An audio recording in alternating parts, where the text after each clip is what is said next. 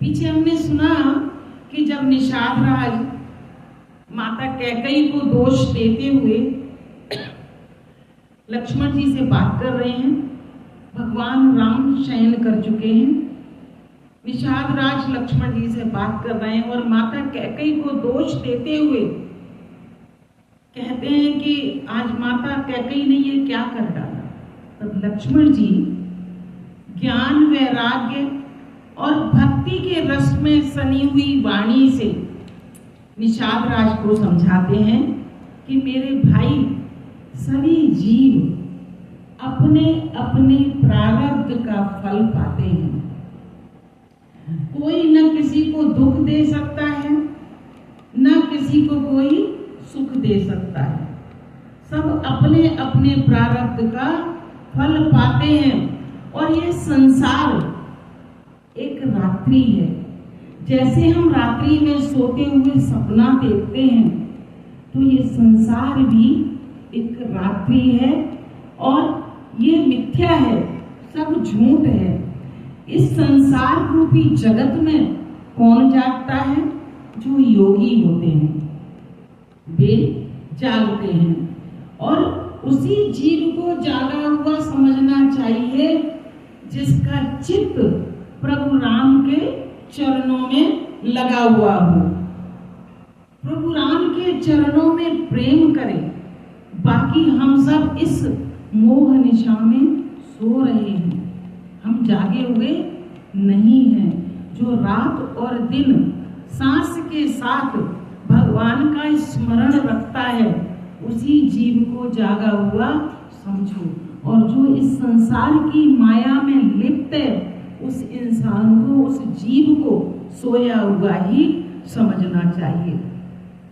इसी तरह प्रभु राम के गुणगान करते हुए पूरी रात्रि बीत गई और सवेरा हो गया। नित्य कर्म से निबटकर इधर राम जी भी उठ गए और नित्य कर्म से निबटकर स्नान करके सब कार्य करने के बाद उन्होंने बट वृक्ष का दूध मंगवाया और बट वृक्ष का दूध मंगाकर भाई लक्ष्मण सहित अपनी जटाएं बनाई, जटाओं का मुकुट बनाया। यह सब जब करते देखे तो सुमंत्र को बहुत दुख हो रहा है, सुमंत्र जी को दुख हो रहा है।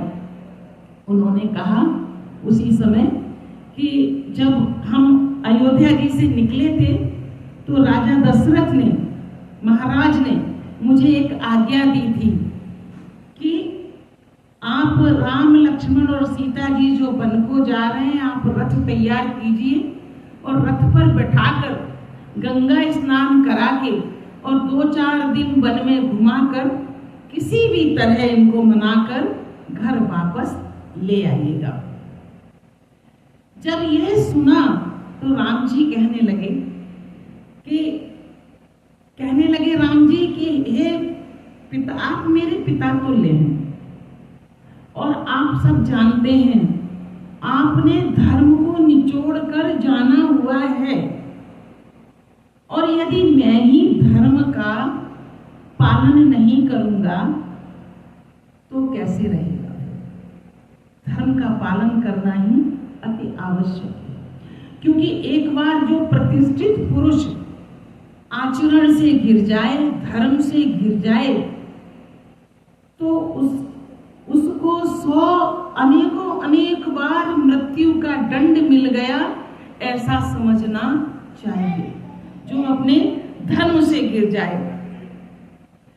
इतने कहते ही सुनते ही सुमंत्र जी दोबारा रोने लगे, एकदम आंखों में आंसू भर के, और कहते हैं कि ये नाथ वही कीजिए जिससे अयोध्या अनाथ ना हो।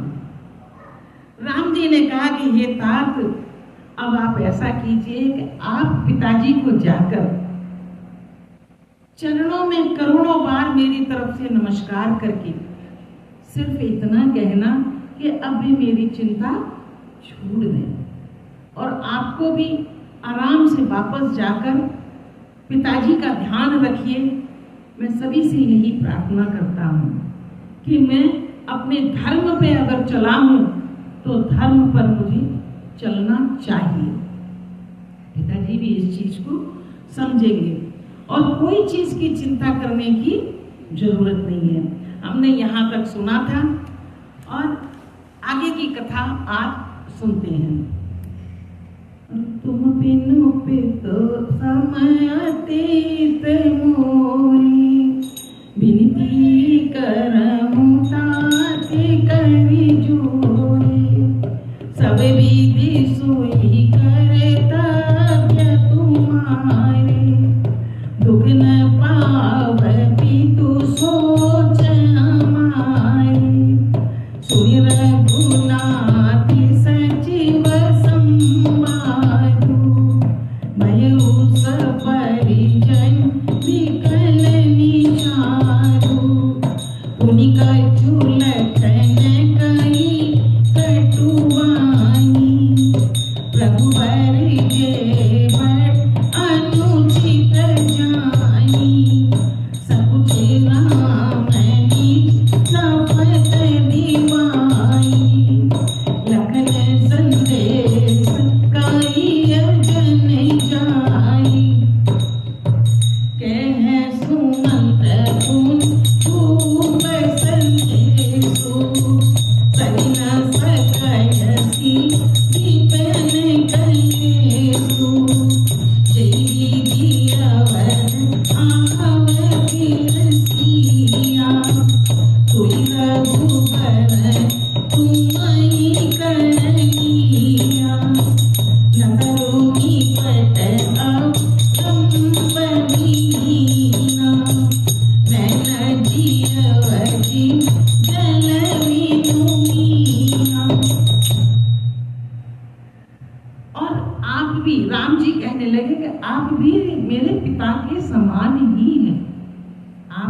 मेरे पिता के समान ही है, इसीलिए मेरा हित चाहते हैं। तो मैं आपसे हाथ जोड़कर विनती करता हूं कि आपका भी वही कर्तव्य है जो जिससे कि मेरे पिताजी को दुख न हो। आपका भी वही कर्तव्य है। मुझे जो मेरा कर्तव्य है वो मुझे करने दीजिए, और आपका जो कर्तव्य है, आपका कर्तव्य यह है कि आप अयोध्या जाकर पिताजी का ध्यान रखिए, उन्हें किसी तरह से कष्ट ना हो। आपका ये कर्तव्य है। रघुनाथ जी और सुमंत्र जी का यह संवाद सुनकर निषाद राज कुटुंबियों सहित अत्यंत व्याकुल हो गया, अत्यंत व्याकुल हो गया। और लक्ष्मण जी ने उसी बीच में कुछ कड़वी बात बोली। लक्ष्मण जी ने उसी बीच कुछ कड़वी बात बोली। अब लक्ष्मण जी ने कड़वी बात क्या बोली? लक्ष्मण जी कहने लगे कि पहले तो घर से निकाल देते हैं और फिर वापस लाने की युक्ति बताते हैं कि वापस ले आना। तो क्योंकि लक्ष्मण जी स्वभाव से नटखट है, स्वभाव से नटखट है और क्रोध जल्दी आ जाता है, क्योंकि शेष के अवतार है ना, शेष के अवतार है तो क्रोधी, क्रोध जल्दी आ जाता है। उनको जब इस बात, जब लक्ष्मण जी ने बोली, कटु वचन जब बोले, तो रामचंद्र जी ने उनको अनुचित जानकर उनको चुप करा दिया, उनको मना कर दिया। श्री रामचंद्र जी ने समझाकर और अपनी सौगंध देकर सुमंत्र जी को कहा कि हे तात, लक्ष्मण जी के ये वचन पिताजी से मत कहिएगा, पिताजी से मत कहिएगा, उन्हें अत्यंत दुख होगा, उन्हें अत्यंत दुख होगा। और जब ये बात खत्म हुई तो सुमंत्र जी फिर कहने लगे कि सीता जी को वन में बड़ा क्लेश होगा, इसलिए कम से कम तुम नहीं जा रहे, लक्ष्मण नहीं जा रहे, तो सीता जी को तो भेज दो, सीता जी को तो भेज दो, क्योंकि राजा ने बोला है कि सीता जी भी अगर वापस आ जाएंगी तो हमें जीने का सहारा मिल जाएगा, हमें जीने का सहारा मिल जाएगा और सीता जी इस क्लेश से बच जाएंगी, ऐसा सुमंत्र जी ने कहा। और अतएव जिस तरह सीता अयोध्या लौट जावे, आप प्रभु ऐसा ही उन्हें समझाइए और कहिए। विनती करने लगे राम जी से, वही उपाय कीजिए कि जिससे कि मैं कम से कम सीता जी को तो लेके जाऊं। मैं के ससुरे सकल सुख जवई जहां मनुहान, तह सब राई सुखे नसिया, जब लगी विपत्ति विहान।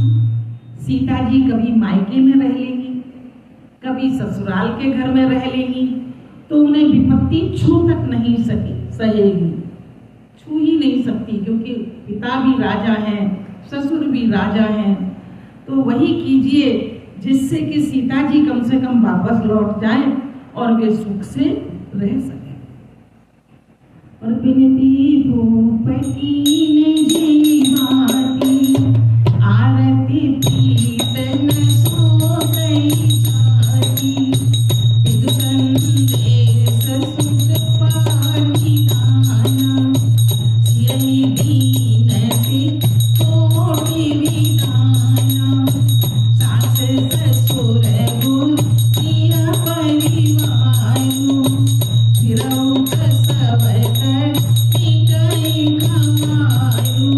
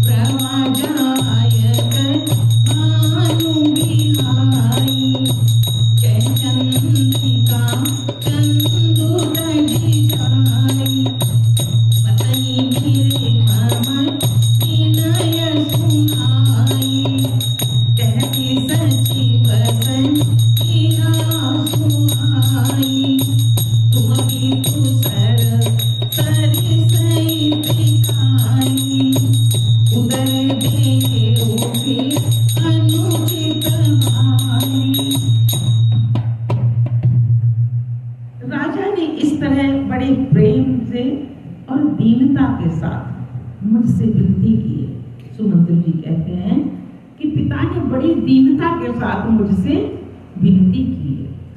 वह दीनता और प्रेम मैं कह नहीं सकता। जितने दीनता के साथ उन्होंने मुझसे कहा है, मेरे पास शब्द नहीं है, मैं वैसे नहीं कह सकता। कृपा निधान रामचंद्र जी ने पिता का संदेश सुनकर सीता जी को करोड़ों प्रकार से, अनेकों प्रकार से सीख दी। सीता जी को बार बार करोड़ों तरह से समझाया। उन्होंने कहा कि जो तुम घर लौट जाओगी, हे सीता, जो तुम घर लौट जाओगी तो सास, ससुर, गुरु, प्रियजन एवं कुटुंबी सबकी चिंता मिट जाएगी। पति के वचन सुनकर जानकी जी कहती हैं कि हे प्राणपति, परम स्नेही, सुनिए, आप मेरी बात सुनिए। हे प्रभु, आप करुणामय और परम ज्ञानी हैं। आपसे मैं क्या कहूं, आप तो परम ज्ञानी हैं।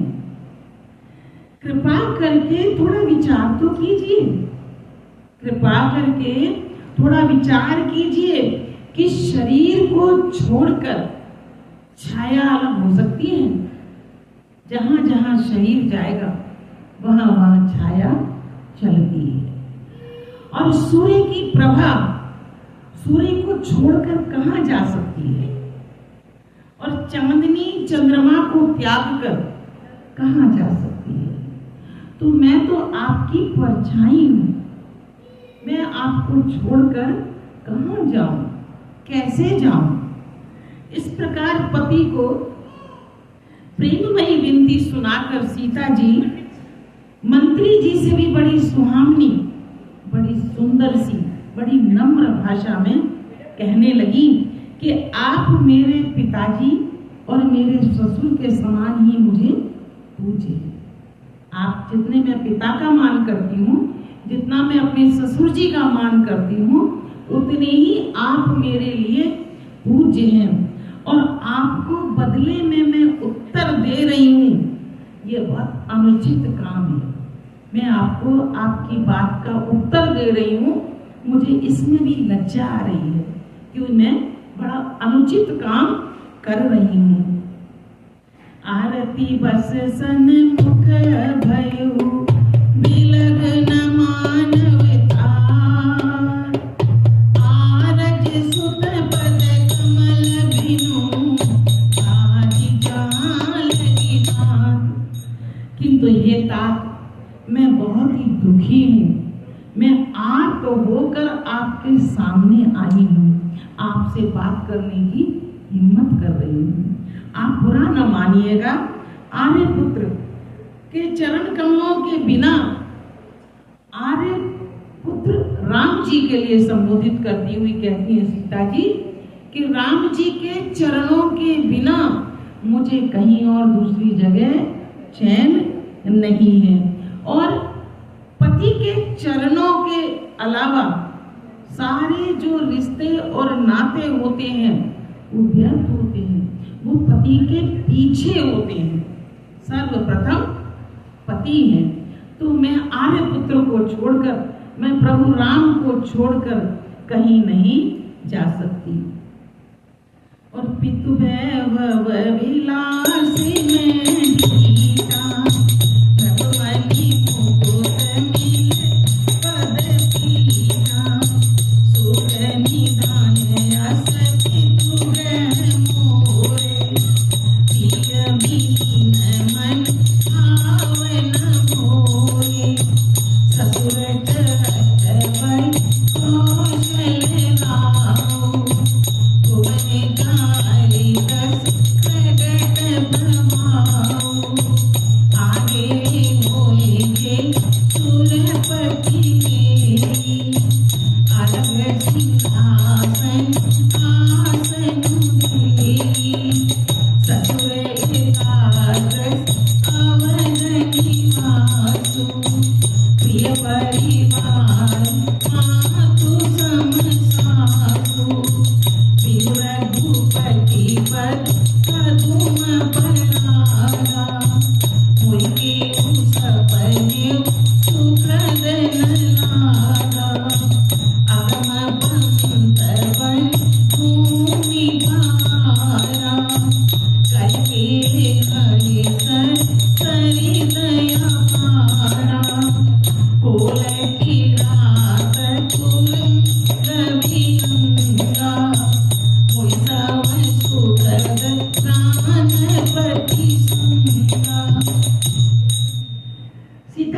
कहती हैं कि मैंने अपने पिता के ऐश्वर्य की छटा देखी है, मैंने अपने पिता के ऐश्वर्य की छटा देखी है, जिनके चरण रखने की जो चौकी है, जिस पर मेरे पिता चरण रखते हैं, वहां अन्य राजा लोग आकर अपना मुकुट रखते हैं।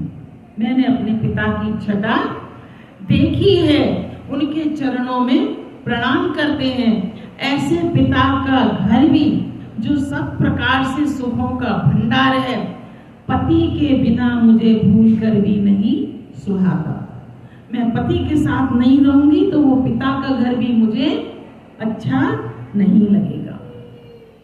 मेरे ससुर दशरथ जी कौशल राज चक्रवर्ती सम्राट हैं, जिनका प्रभाव 14 लोगों में है। इंद्र भी आगे होकर जिनका स्वागत करता है और अपने आधे सिंहासन पर बैठने की स्थान देता है, बैठने के लिए। इंद्र भी स्वर्ग में जब मेरे ससुर जाते हैं तो इंद्र अपने सिंहासन पे ही उनको बिठाते हैं। और ऐसे ऐश्वर्य और प्रभावशाली ससुर, जिनकी राजधानी अयोध्या का निवास, प्रिय कुटुंबी और माता के समान सासुएं, जो मुझे माताओं की तरह प्यार करती हैं, ये कोई भी श्री रघुनाथ जी के चरणों की रज के बिना मुझे स्वप्न में भी सुखदायक नहीं है, मुझे स्वप्न में भी अच्छे नहीं लगेंगे।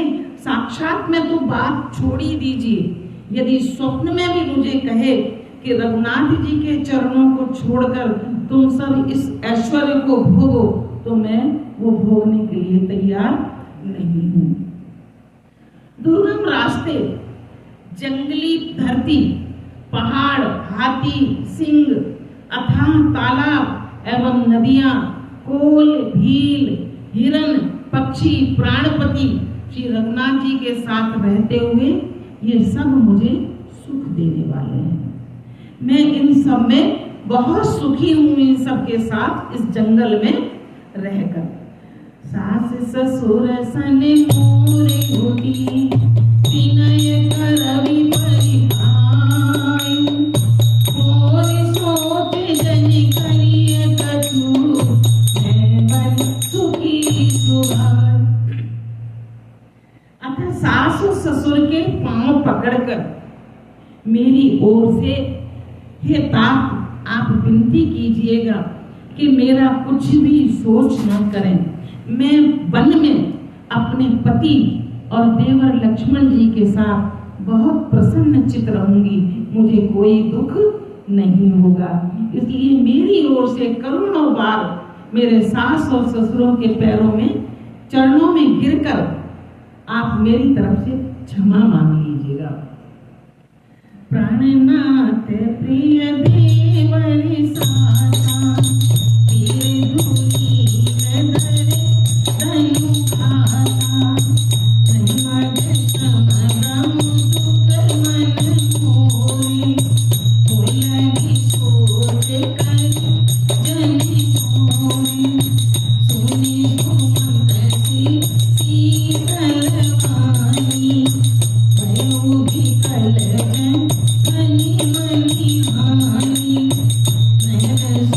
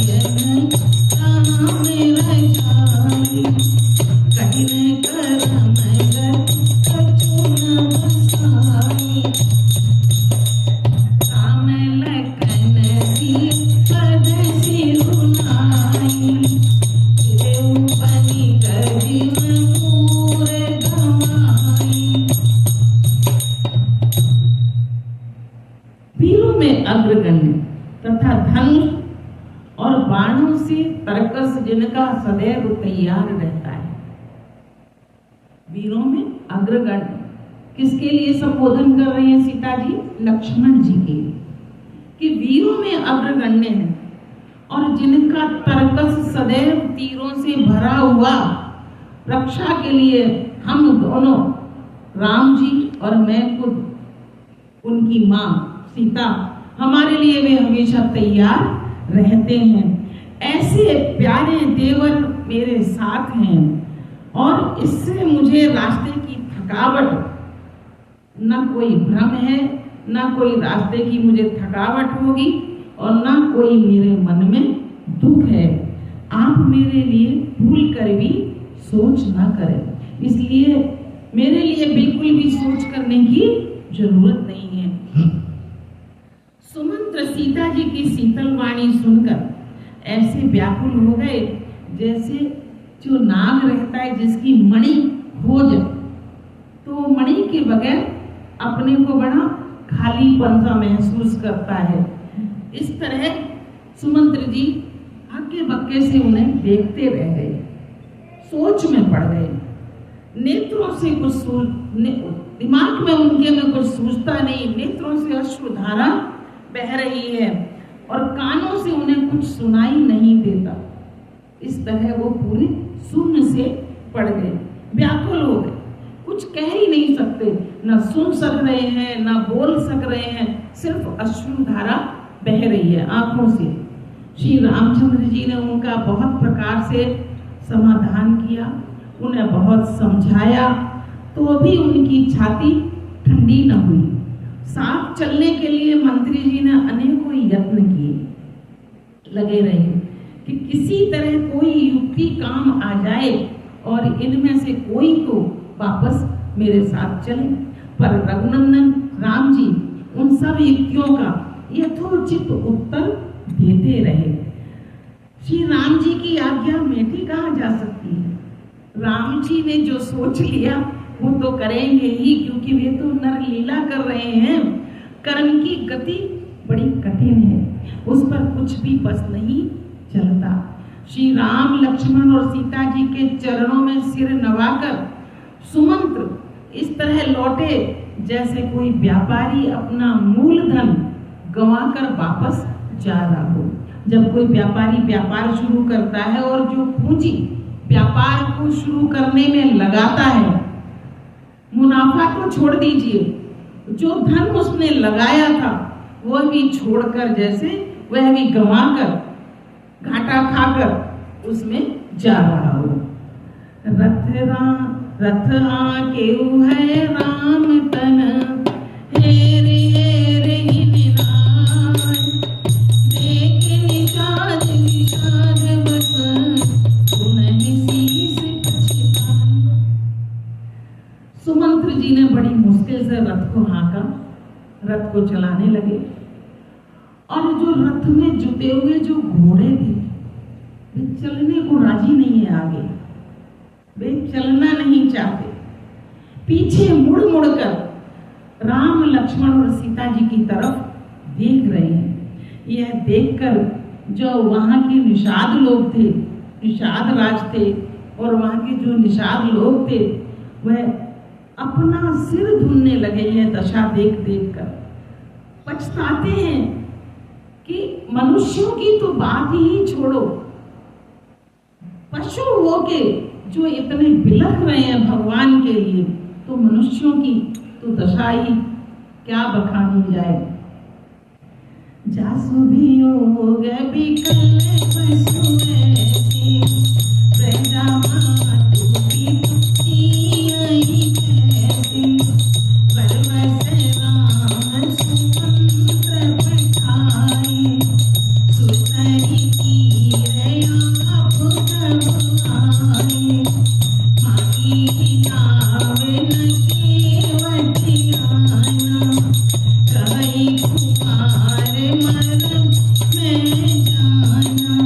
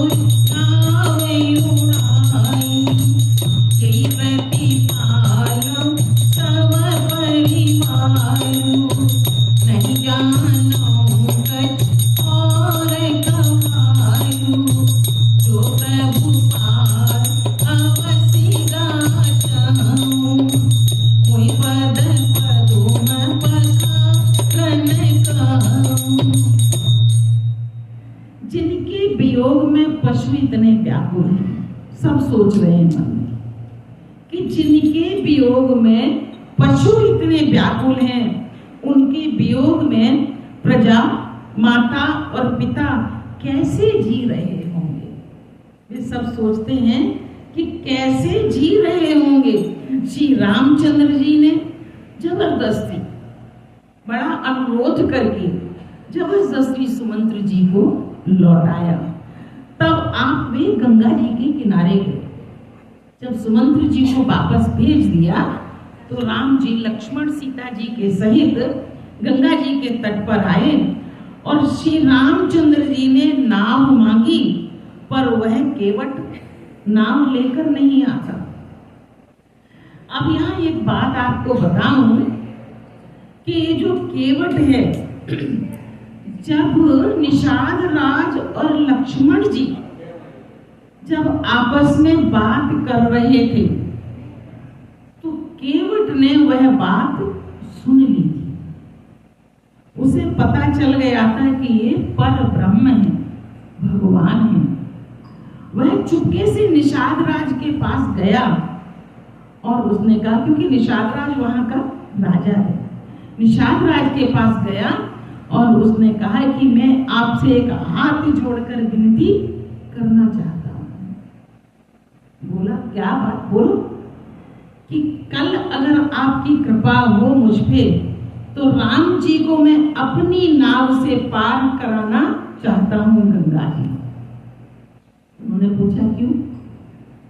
बस मुझे प्रभु के चरणों में श्रद्धा है और मुझे प्रभु के चरण पकड़ने हैं, तो आप कृपा करके सारी नावों को मना कर दीजिए कि वे कोई तट पे ना रहे। तो उस दिन, जिस दिन राम, लक्ष्मण और सीता जी गंगा जी के तट पर पहुंचे हैं, तो सिर्फ निषाद केवट की ही नाव थी वहां पर और उसने वह भी थोड़ा बीच जल में खड़ी कर रखी थी। जब उन्होंने नाव मांगी तो लाता नहीं है। वह कहने लगा कि हे प्रभु, मैं आपका मर्म जानता हूं, मैंने आपका मर्म जान लिया है।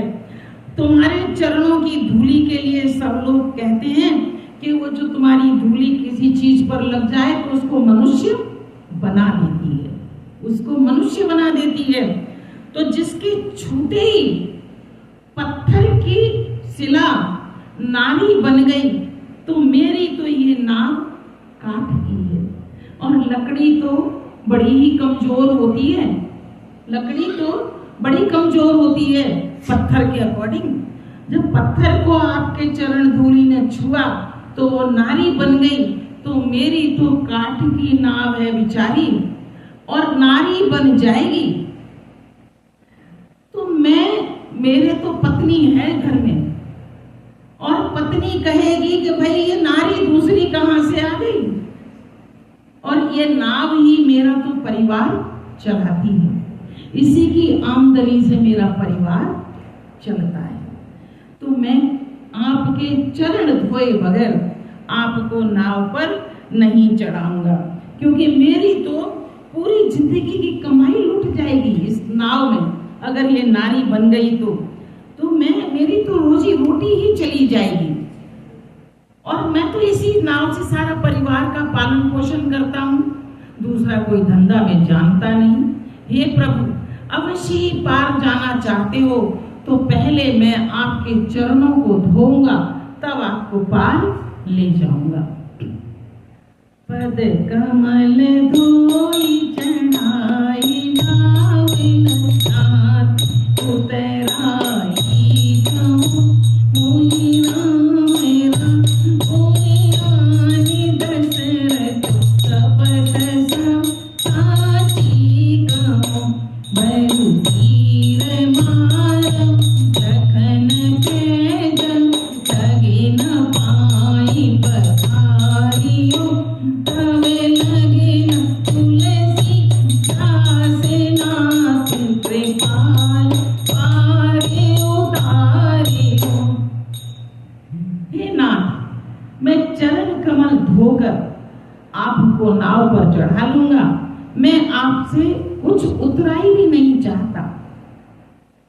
बोला उसने कि मैं आपसे कुछ उतरा ही नहीं चाहता। केवट कहता है कि हमारा और आपका काम एक है। प्रभु राम से कह रहा है कि हमारा और तुम्हारा काम एक है। कैसे? प्रभु राम विस्मय से देखने लगे सभी लोग कि प्रभु को बोल रहा है कि मेरा और तुम्हारा काम एक है। कहता है प्रभु, मैं आपको गंगा नदी से पार, गंगा माता से यहाँ से पार करूंगा और आप मुझे भवसागर से पार करोगे। तो मेरा और आपका काम एक ही है। मुझे आप इस संसार से पार करोगे और आप मुझे भवसागर से पार करोगे, मैं आपको इस संसार की नदी में पार कर दूंगा। तो ऐसा बहलाने लगा भगवान को, और उतराई मुझे नहीं चाहिए। अब ये सब कहने के बाद मुझे आपकी दोहाई और दशरथ जी की सौगंध है, मैं सच सच कहता हूं, लक्ष्मण जी भले ही मुझे तीर से मार दें, लक्ष्मण जी भले ही मुझे तीर से मारें, जब तक मैं आपके पैरों को धो नहीं लूंगा तब तक हे तुलसीदास जी के नाथ, हे कृपालु, मैं आपको पार नहीं उतारूंगा, मैं आपको पार नहीं उतारने वाला। सुन के वट के बैन प्रेम लपेटे अटपटे, जैसे करुणायन चितई जानकी लखन तन। केवट के प्रेम के भरे हुए ये वचन सुनकर प्रभु राम ने तिरछे नैनों से लक्ष्मण जी और सीता जी की तरफ देखा। क्यों देखा? मानो इशारे इशारे में भी कहना चाहते हैं, क्योंकि सीता जी राम जी के चरणों को दबाती हैं, चरणों की सेवा करती हैं। लक्ष्मण जी चरणों की सेवा करते हैं प्रभु राम की। तो इशारे में प्रभु राम कहना चाहते हैं कि लो, आज तुम्हारा ये अधिकार भी ये केवट छीनना चाहता है, चरणों की सेवा आज केवट करना चाहता है।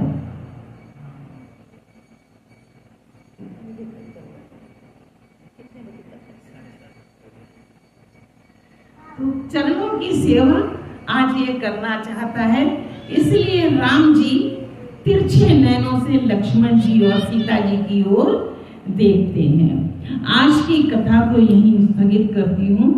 आगे की कथा अगले संडे सुनेंगे। जय श्री राम, जय राधे श्याम, जय श्री हनुमान। श्री रामायण समाप्त करूं, सुनो।